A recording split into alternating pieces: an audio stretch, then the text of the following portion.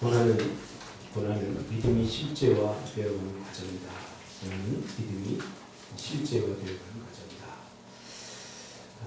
우리는 이 세상에 살지만 예수 그리스도와 함께 옛사람이 죽고 예수 그리스도와 함께 새 사람으로 부활한 사람으로 이미 하나님 나라에 속한 자로서 구원의 완성을 바라보며 이렇게 살아가고 있습니다. 그리스도와 연합해서 나의 옛사람이 죽고 또 새로운 사람으로 부활한 것이 구원의 사건이라고 했습니다. 그리고 우리 옛사람은 새 사람으로 부활한 것입니다. 이제 우리는 예전의 내가 아닙니다.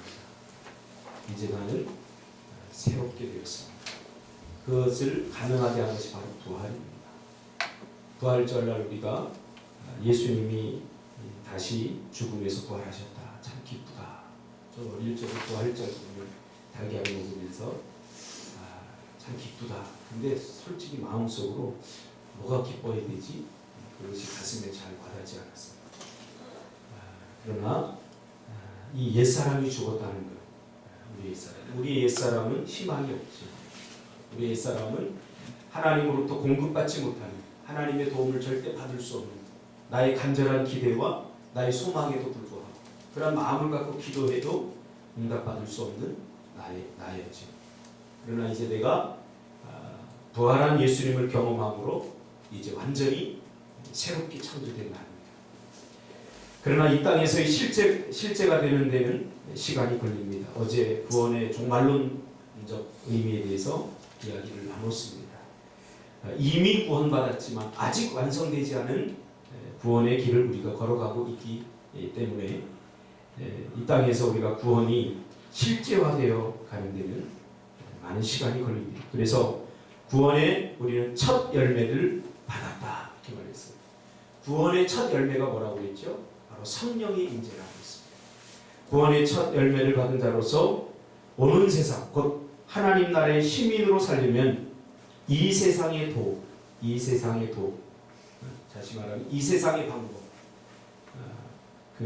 이 세상의 도, 곧 자기 주장하려는 의지를 버리고 이 세상의 도의 그 뿌리는 자기 주장이라고 해요. 인간의 자기 주장. 인간의 자기 주인화. 하나님이 우리 인생의 주인인데 내 인생은 내 것이요. 내 마음대로 살 거야. 이렇게 필요할 때만 하나님을 찾고 하나님의 뜻에 순종하고 하나님을 의존하려고 하는 마음을 갖지 않는 자세와 태도. 그렇죠? 곧 자기 주장하려는 의지를 버리고 하나님을 의존하고 순종하며 살고 온 정성을 다하여 하나님을 사랑하고 내 몸처럼 사랑하는 삶을 살아야 합니다. 그러므로 그리스도의 삶에는 고난이 필연적으로 있습니다. 왜냐하면 우리는 스스로 구원할 수 없기 때문입니다. 인간은 스스로 구원할 수 없다. 자기 자신을. 거기에 대해서 우리가 계속 살펴보지 않았습니까? 우리는 철저히 하나님으로부터 지음을 받은 피조물입니다. 그래서 하나님으로부터 공급을 받을 수밖에 없는 철저히 하나님 의존적인 삶을 살 수밖에 없죠. 아이가 막 태어나서 부모를 절대적으로 의존하지 않으면 그 아이는 절대로 살아갈 수 없듯이 우리는 이제 그리스도의 고난과 십자가의 죽음과 부활로 말미암아 완전히 새로운 사람으로 태어납니다. 옛 아담의 그 DNA는 다 없어지고 이제는 완전히 새롭게 태어난 사람입니다. 그래서 우리는 절대적으로 하나님을 의존해서 살아갈 수밖에 없습니다. 이것이 필연입니다. 자기 주장 의지의 정신이 지배하는 이 세상에서 하나님께 대한 새로운 삶은 희생과 고난을 수반할 수밖에 없습니다. 이 고난은 예수 그리스도의 십자가에 믿음으로 동참한 것에 실제화합니다. 즉 우리가 고난이 있다는 것은 이 고난은 두 가지라고 했죠. 죄짓고 오는 고난과 예수 그리스도인으로서 받는 고난이 있다고 했습니다. 예수 그리스도인으로서 받는 고난이 우리에게 소망이 있습니다. 예수 그리스도인으로서 믿음으로써 받는 고난은 믿음으로 우리가 예수님의 삶에 동참했다는 것을 실제적으로 보여줍니다. 그래서 고난이 없이는 사생활하고 있습니다. 고난이 없어. 고난 때문에 우리가 믿음으로 예수님의 삶에 참여하고 있구나. 그렇죠? 십자가의 그 죽음은 주님을 믿을 뿐만 아니라 주님을 따르는 것을 요구한다고 그러죠. 우리는 누구나 다 믿는다고 고백할 수 있어요. 그걸 자의적 믿음이라고 그러죠. 나 예수 믿어. 그런데 따르지 않아. 순종이 없어. 그것은 자의적 믿음. 자기가 믿고 싶은 대로 믿는 거예요. 그 자의적 믿음은 구원에 이를 수 없습니다. 즉, 옛 죄에 대한 벌받음, 옛 죄인의 죽음, 이 사건이 실제 생활에서 펼쳐지는 실제화되어가는 과정이라고 볼 수 있습니다. 그래서 우리가 고난받는다는 것은 예수님의 십자가의 삶에 동참하는 것이에요. 그리고 우리가 예수를 믿는다는 것에 실제화되어가는 과정입니다. 우리가 믿음의 사람들이구나. 이것을 어떻게 알 수 있어요? 예수 때문에 받는 고난으로 인해서 우리가 그렇게 할 수 있다. 그러기에 바울은 그리스도 안에서 그리스도와 함께 죽었다고만 표현하지 않고 그리스도 안에서 죽고 부활한 우리가 오늘 그리스도와 함께 고난을 받는다고 했습니다. 그러므로 이제 아담적인 내가 십자가에서 죽은 죽음이 실제 생활에서 실제화되는 것이 그리스도의 고난입니다. 그래서 사도 바울은 고난을 내 온 몸에 짊어진다고 했어요. 십자가의 고난을 내 온 몸에 짊어진다고 했어요. 그것은 바로 믿음의 삶입니다. 예수 믿는다고 하면서 예수님 때문에 받는 고난을 두려워하고 회피하고 도망한다면 우리는 믿음의 실제화를 경험할 수 없는 거죠. 그래서 그리스도인의 삶에서 오는 고난을 한마디로 제자도라고 합니다. 제자도. 예수님이 가르쳐 주신 제자도가 무엇입니까? 마가복음 8장 34절에서 나와 있습니다. 제자도. 아무든지 나를 따라오려거든 자기를 부인하고 자기 십자가를 지고 나를 쫓을 것이니라. 자기를 부인하고 자기 십자가를 지고 주님을 쫓는 것이 바로 제자된 도리입니다. 그리스도인의 삶의 도리입니다. 이 제자도는 믿음의 종말론적 구조 속에 있습니다. 제자도라고 합니다. 십자가에서 죽은 사건이 실제화된다는 것이 무슨 뜻입니까? 십자가를 진다는 겁니다.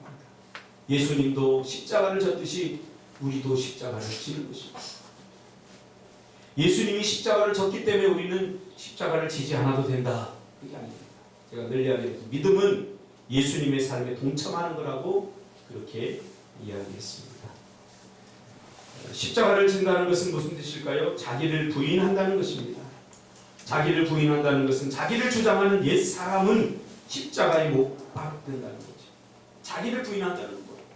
내 안에 성질이 나고 분노가 생기고 내 안에 이런 것들, 옛 자아들이 나올 때마다 그것을 십자가에 못 박는 것입니다. 예수님이 그것 때문에 못 박혔어요. 옛 사람은 희망이 없어요. 왜? 이런 것들이 끊임없이 나오니까. 하나님으로부터 분리된, 죄로 말미암아 분리된 우리는 하나님으로부터 공급을 받을 수 없고 사랑의 제한, 또 능력의 제한, 생명의 제한, 이런 것들 속에서 우리가 살아가게 되죠. 그래서 끊임없이 내 안에서 이런 것들이 나옵니다. 예수님을 받아들인 세 사람이 이제 예수님을 따른다는 것입니다. 이 제자도는 한국에서 잘 쓰이지 않는데 이것은 믿음이 미신화된 가장 큰 증상입니다. 제자도. 어떻게 우리가 예수님의 제자들처럼 초대교회 성도들처럼 그렇게 살아갈 수 있겠어요? 자기를 부인한다는 것. 그러면서 우리가 이건 불가능해. 말씀대로 사는 거 이거 불가능해. 이렇게 말하는 것은 믿음이 미신화된 가장 큰 증상입니다. 가장 큰 증상. 초대교회 성도들과 제자들은 죽음으로 이것을 극복해줘. 죽기 아니면 살기. 이것을 받아들였어요. 이 제자들은 한국에서 잘 쓰이지 않는 이것이 미신화된 가장 큰 증상입니다. 그래서 제가 그런 말을 가끔 하지 않습니까? 한국에서 30년 동안 선교를 하고 돌아가던 선교사였고, 한국 성도들은 생각은 불교적으로 하고 삶의 방식은 유교적이고, 급할 때만 하나님을 찾는 것은 샤머니즘적으로 변질되었다. 기독교 모든 종교가 어느 곳에 들어가면 이렇게 변질이 됩니다. 이것이 바로 믿음에 따르는 고난과 믿음으로 인해서 주어지는 제자도의 삶을 우리의 삶 속에서 받아들이지 못하는 것은 바로 믿음이 미신화된 가장 큰 증상입니다. 그래도 나는 예수님을 믿어라고 주장을 하죠. 고린도 교회의 가장 큰 문제가 무엇이었습니까? 부활을 부인한다는 것. 그런데 더 놀라운 것은 뭐냐면 그들이 구원의 확신을 가지고 있었다. 고린도 교회의 가장 큰 부활은 부인하면서 나는 그래도 죽으면 천국 갈 거야 라고 다 믿고 있었다는 거예요. 이것이 사도 바울의 마음을 가슴 아프게 해요. 오늘 이것은 우리가 믿음대로 살지 않으면서 나도 구원받을 수 있어 라고 주장하는 것과 똑같은 거예요. 우리에게 믿음으로 말미암은 희생과 헌신과 고난과 십자가 그런 것들은 지지 않으려고 하면서 축복은 받으려고 하고 나는 하나님의 백성이야 라고 주장하는 것과 별반 다르지 않다는 거죠. 사도행전을 보면 그리스도인들의 첫 이름이 바로 제자들입니다. 그리스도인들의 첫 이름이 원래 그리스도인이 아니라 그 전에 제자들로 표현되어 있습니다. 예수님을 따르는 자들. 그것이 첫 번째 이름은 제자들입니다. 이 제자도는 우리의 믿음의 종말론적 구조에 들어있습니다. 우리는 이미 구원받았습니다. 이 긴장 속에서 우리가 진정으로 구원받을 자로 살려면 이 세상에 대해 죽어버린 우리의 옛사람이 실제 생활에서 재확인되게 됩니다. 아, 우리는 죽었구나 하는 것을 우리의 삶 속에서 확인되어야 됩니다. 어떻게 확인합니까? 옛 자아들이 내 안에서 나올 때마다 그것을 죽임으로 확인합니다.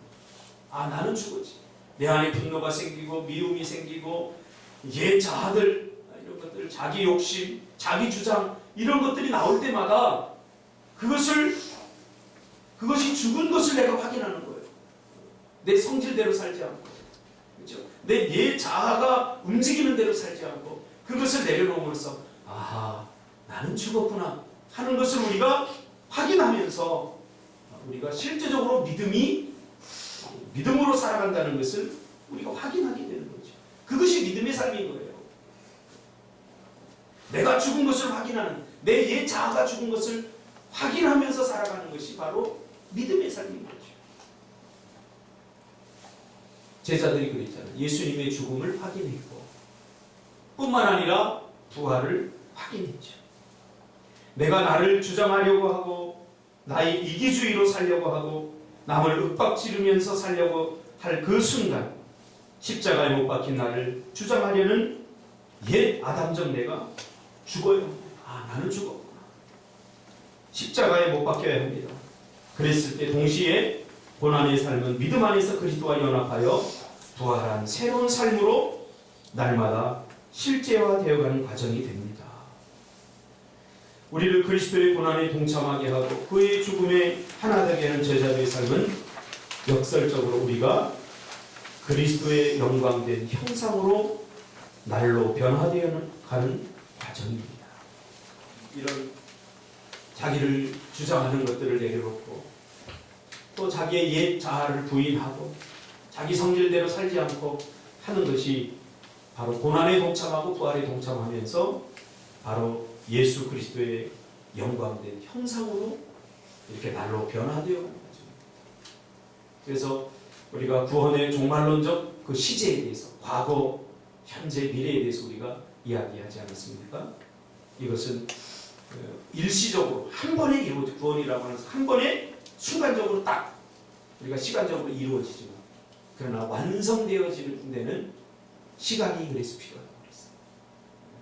그래서 우리는 날마다 이렇게 주님의 영광된 현상으로 변화되어 가는 것입니다.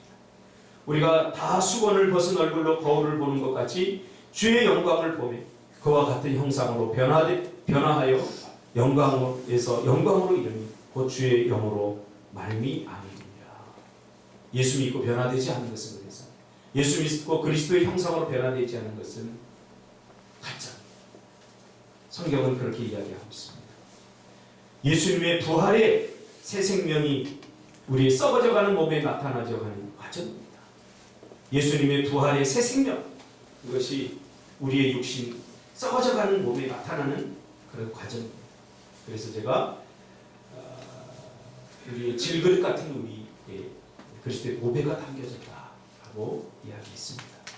우리가 항상 예수의 죽음을 몸에 짊어지면 예수의 생명이 또한 우리 몸에 나타나게 하려 합니다. 내가 그리스도와 그 부활의 권능과 그 고난의 참여함을 알고자 하여 그의 죽으심을 본받아. 바울이 사도직을 감당하기에 얼마나 많은 고난을 받았습니까? 돌로 침을 받고 매맞음을 당하고 파손되어 되는 그 고난, 헐벗고 굶주리는 고난, 감옥에 갇히는 고난, 이 고난을 사도 바울은 겉사람이 후패해져가는 과정이라고 했습니다. 우리가 예수 믿음으로 받는 고난의 과정이 없이는 우리가 겉사람이 후패해져가는 과정을 겪을 수가 없습니다. 다시 말하면 옛사람이 후패해져간다. 그런 말은 닳다, 갈아가는 과정이다. 후패해진다 이 말은 원어로는 닳아져 간다는 거예요. 우리가 신발을 오래 신으면 닳아지지 않습니까? 물건을 오래 쓰면 닳아져서 없어져요. 그거지. 그렇듯이 우리가 고난을 통해서 옛사람이 닳아져 간다. 이 옛사람이 한 번에 싹 없어지면 얼마나 좋겠습니까? 그러나 구원의 종말론적 시점에서 우리가 바라봤을 때 그렇게 되진 않죠. 그렇죠? 그래서 우리가 날마다 닮아져. 예수 믿고 한 번에 성질이 딱 고쳐지면 얼마나 좋겠어요. 그런데 이게 예수 믿고 나서 천사처럼 확 변화되는 게 아니에요. 그래서 우리는 옛사람을 죽어지게 하는 과정. 그런데 나는 내 성질대로 산 거야. 그것은 옛사람이 아직 죽지 않는 거예요. 옛사람이 죽은 사람은 그것을 다 내려놓고 그래서 닳아지게 해서 나중에는 다 이제 없어지게 되는 거죠. 그때 그것이 구원의 완성이라고 합니다. 그래서 후패해져가는 과정이라고 했습니다. 이 겉사람은 세상에 속하는 옛 아담적인 죄인을 말합니다. 옛사람이 점점 그리스도인의 고난을 통해 닳아져 갑니다. 그러면 반대로 속사람이 날로 새로워집니다. 옛사람이 닳아져 가야 속사람이 새로워져 가는 거예요. 그래서 고린도후서 4장 16절에서 사도 바울은 겉사람은 후패하나 우리의 속은 날로 새롭구나 고백하고 있습니다. 옛사람이 닳아져 가는 것은 뭐라고 그랬어요? 고난을 겪으면서 닳아져 가는 거예요. 그래서 고난이 내게 유익이라. 고난을 우리가 그리스도인 때문에 받는 고난을 우리가 회피하면 절대로 새로움을 경험할 수 없습니다. 고난을 통해서 우리 옛사람이 닳아져 가고 우리의 속사람이 날마다 새로워져 가는 거죠.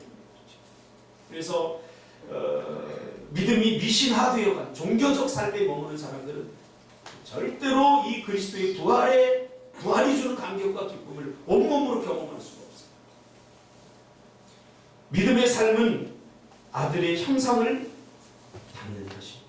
믿음의 삶은 결국 뭐예요? 믿음이 지향하는 삶은 뭐죠? 하나님의 형상을 닮아가는 거예요. 제자도의 삶은 우리가 예수님의 하나님의 아들 된 그 영광의 형상을 점점 닮아가는 과정입니다. 이것을 바로 그리스도인의 성화라고 할 수 있습니다. 이 그리스도인의 성화가 구원의 현재입니다. 우리가 구원받은 우리 지금 현재를 살아가고 있죠. 우리의 모습을 한마디로 표현하면 성화되어가는 과정이다. 거룩하게 되어가는 과정이다. 예수님의 모습을 닮아가는 과정이다. 그런데 그 예수님의 모습을 닮아가는 과정은 다 달라요. 개인마다 다 달라요. 그래서 우리가 서로가 서로의 삶에 대해서 비난하거나 서로가 서로의 삶에 대해서 지적하거나 서로가 서로의 삶에 대해서 저렇게 예수 믿으면 안 되라고 말하면 안 되는 거예요. 왜? 다 다르기 때문에. 예수를 20년, 30년, 40년 믿어도 여전히 초보적인 수준에 있을 수 있고 예수를 믿은 지 얼마 안 돼도 성숙함에 이를 수가 있어요. 다 달라요. 그리스도의 성화가 구원의 바로 현재입니다. 구원의 현재는 이미 과거에 구원을 받은 우리가 현재 의인으로서 스스로 재확인하는, 즉 이 세상의 가치를 따르지 않고 하나님 나라의 가치를 청명하고 고난을 받으며 십자가에 죽은 자기 주장하는 옛사람이 실제로 죽어가는 과정인 것입니다. 그와 동시에 부활로 새로워진 새 생명이 실제화되어가는 과정입니다. 그래서 그리스도의 거룩한 형상으로, 영광된 형상으로 닮아가는 것이 구원의 현재입니다. 우리는 지금 그리스도를 닮아가고 있습니다. 이것은 바로 구원의 현재를 우리가 누리고 있는 것입니다. 구원은 우리가 죽어서 천국 가는 것을 단순히 말하고 있지 않아요. 구원받은 지금 현재 우리는 그리스도의 고난에 동참하고 그 고난을 통해서 우리 옛사람이 후패해져 가면서 우리의 속사람이 날로 새로워져 가면서 부활의 그 감격과 기쁨을 누리면서 우리의 속사람이 예수 그리스도를 지금 닮아가고 있다는 것을 우리는 지금 경험하고 있습니다. 이것이 우리 구원의 현재의 시점을 우리가 살아가고 있습니다. 그래서 나 자신을 볼 때 예수 믿기 전과 비포와 애프터가 확실히 다른 거죠. 예수 믿기 전과 예수 믿은 후가 아무것도 달라진 것이 없어. 우리가 살펴봐야 돼요. 그래서 우리가 예수님의 부활에 완전히 참여하게 되고 옛사람이 죽어가며 새로운 사람이 날로 새롭게 되어가는 과정이 종결지어질 것입니다. 그때 우리가 예수님의 부활에 완전히 참여하게 되고, 그렇죠? 예수 그리스도께 다시 오실 때 재림할 때 이 성화의 과정, 곧 십자가에 지고 예수님의 부활에 완전히 참여하게 되고, 로마서 6장 5절이 말하고 있죠. 만일 우리가 그의 죽으심과 같은 모양으로 연합한 자가 되었으면 또한 그의 부활과 같은 모양으로 연합한 자가 되리라. 우리가 하나님의 아들이요 마지막 아담인 예수님의 영광된 현상으로 완전히 변화될 것입니다. 이것이 영화입니다. 영화. 이것이 구원의 미래입니다. 구원의 미래. 영화는 이 땅에서 이루어지지 않습니다. 예수님이 재림하실 때 우리는 완전히 예수님의 영광된 현상으로 변화될 것입니다. 이것이 우리의 구원의 미래입니다. 빌립보 3장 20절과 21절에 보면 이 세상에서 하나님 나라의 시민으로 고난받으려 살라고, 이 세상의 시민으로 살지 말라고 합니다. 그리스도의 고난에 동참하여 그리스도의 죽음에 하나가 되기 바란다고 말합니다. 왜일까요? 그의 부활에 동참하기 위해서입니다. 고난이 없이는 부활이 없습니다. 부활의 영광과 기쁨을 맛보려면 그리스도인이기 때문에 받는 고난, 그것에 직면해야 되고 그것을 감사함으로 받아들이고 그 고난의 길을 걸어가야 됩니다. 그러나 이 고난을 회피한다는 것은 믿음이 미신화되어 가고 있는 과정이라는 사실입니다. 그리스도의 고난은 새 생명이 그래서 강해지는 과정입니다. 우리의 믿음이 언제 강해집니까? 고난 때 강해지는 거예요. 십자가의 고난을 경험하면서 예수님 때문에 받는 고난과 희생을 불평하고 원망하면서 하는 것은 구원받은 하나님의 백성이 아닙니다. 그래서 이스라엘 백성들이 다 불뱀에 물려 죽었습니다. 그리스도인들이 경험하는 제자도의 고난은 동시에 우리의 속사람이 곧 새로운 부활의 새 생명이 날마다 새로워지고 강건해 가는 과정입니다. 그래서 초대교회 성도들은 이 고난에 동참함으로써 믿음이 더 강해졌어요. 죽음도 두려워하지 않았어요.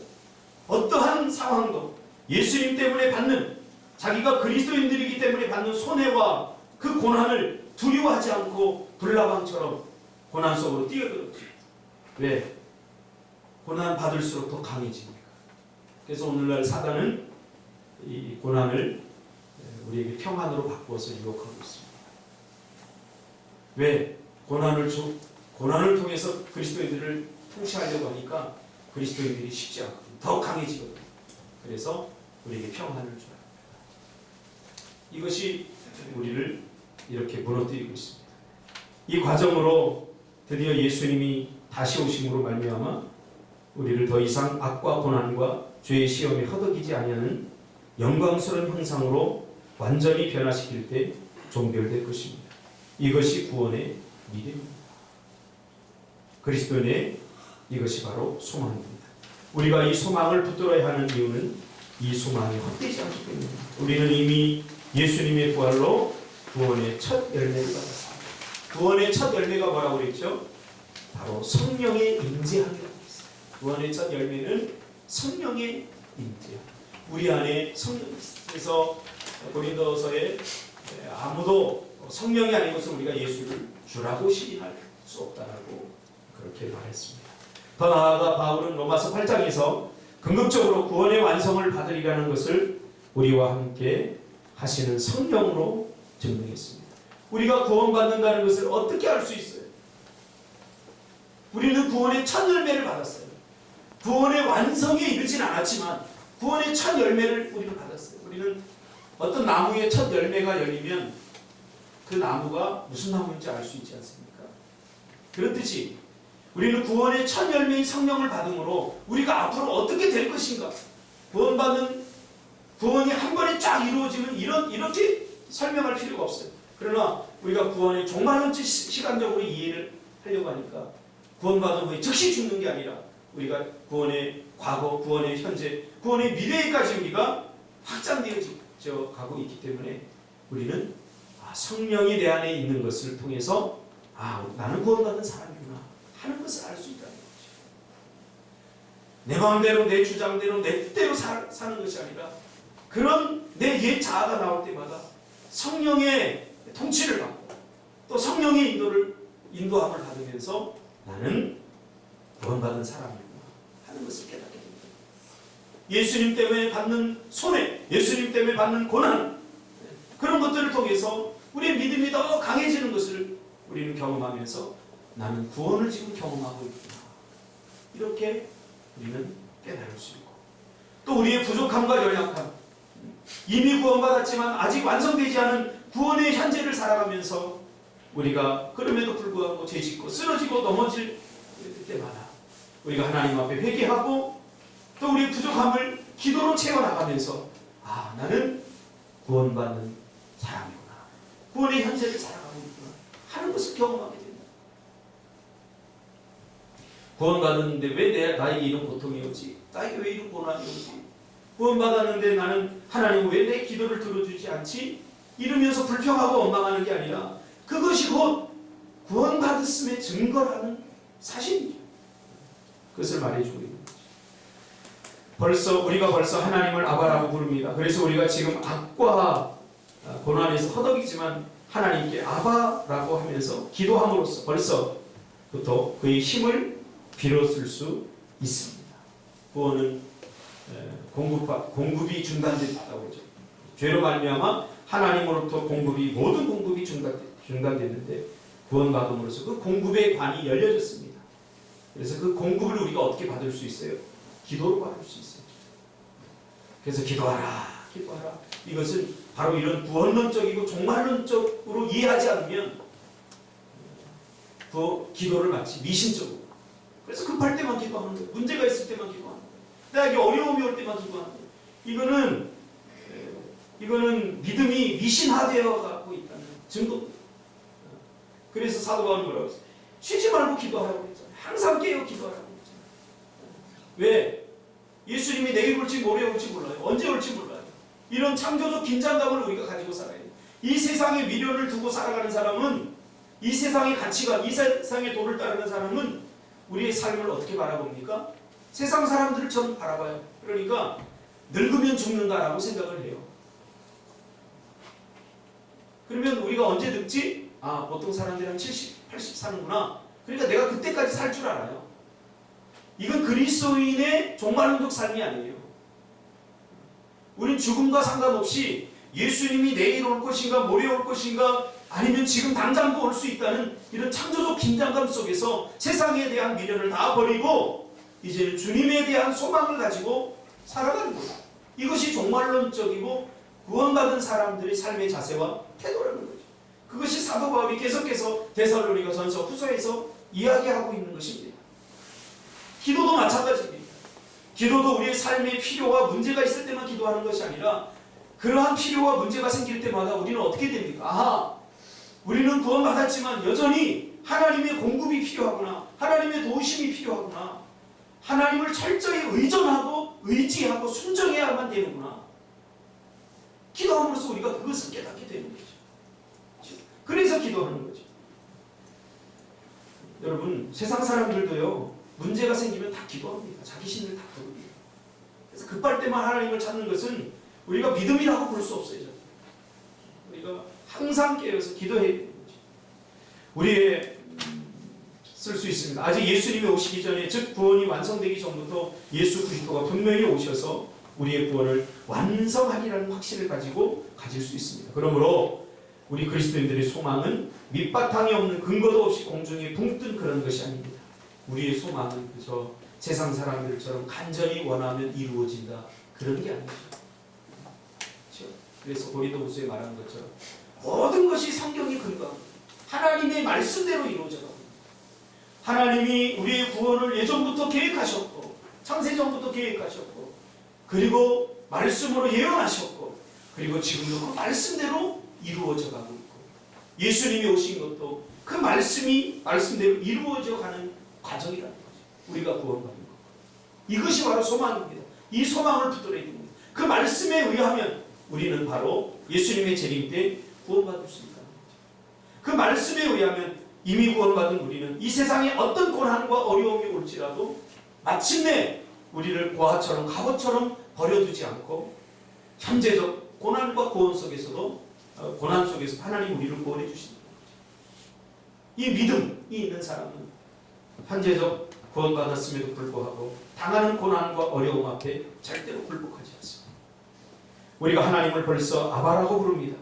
지혜가 없어 불안할 때 하나님께 아바 아버지라고 부르며, 심지어 평생 살다가 죄악의 세상에서 우리에게 아담적인 몸이 죽어갈 때도 우리 몸을 하나님 아버지께 맡기고 기도할 수 있습니다. 이것이 구원의 첫 열매를 받은 자로서 구원의 완성을 기다리는 그리스도인의 소망입니다. 이것이 바로 부활이 주는 소망이죠. 부활이 주는 소망은 뭡니까? 죽음도 부여하지 않는 죽음의 증상들, 그것이 고난이라고 했죠. 죽음의 증상. 감기에 걸리면 감기의 증상들이 있죠. 이 땅에서 우리가 염려하고 걱정하고 근심하는 모든 것들은 바로 죽음의 증상들입니다. 근데 죽음을 두려워하지 않는 사람은, 죽어도 다시 살아날 것을 믿는 부활의 신앙을 가지고 있는 사람은 바로 이 소망이 있기 때문에 그런 것들에 우리가 지지 않죠. 이것이 바로 부활의 소망입니다. 일주일 동안 고생하셨습니다. 기도하겠습니다. 하나님,